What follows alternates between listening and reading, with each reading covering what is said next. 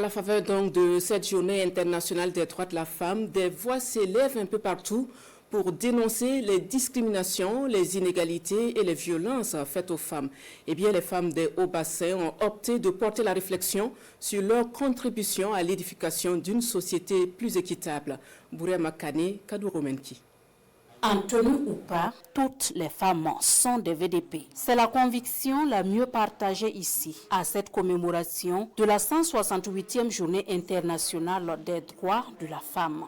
Une journée mise à profit par les femmes des hauts-bassins pour réfléchir sur le devenir de la femme. Notre pays est en guerre, donc nous ne pouvons pas fêter tant que nos fils et nos maris et nos pères sont au front. Nous fêtons solennellement, mais vraiment avec humilité. Donc moi je pense que ce jour-là, c'est un jour où la femme doit réfléchir. Qu'est-ce que nous pouvons apporter à nos vies? Qu'est-ce que nous faisons aujourd'hui pour que nos filles qui vont naître et qui sont nées puissent avoir aussi ces avancées? Des femmes invitées donc à prendre leur destin en main et à jouer leur partition pour une société juste et équitable.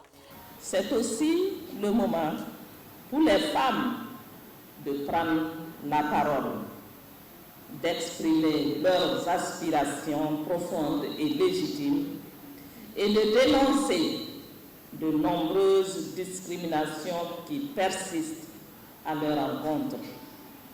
Me concernant, ma conviction est claire. La femme ne doit pas réclamer sa place ou son rôle. Elle doit les conquérir et s'affirmer aux yeux de sa communauté et du monde entier. Crise sécuritaire et humanitaire, quelle stratégie pour promouvoir l'entrepreneuriat agricole des femmes? C'est le thème retenu pour l'édition 2025 du 8 mars. Sans omettre les efforts du gouvernement à faciliter l'accès des femmes à la terre, la porte-parole des femmes a tout de même invité les autorités à consentir plus d'efforts pour accompagner de nombreuses autres femmes à se lancer dans l'entrepreneuriat agricole.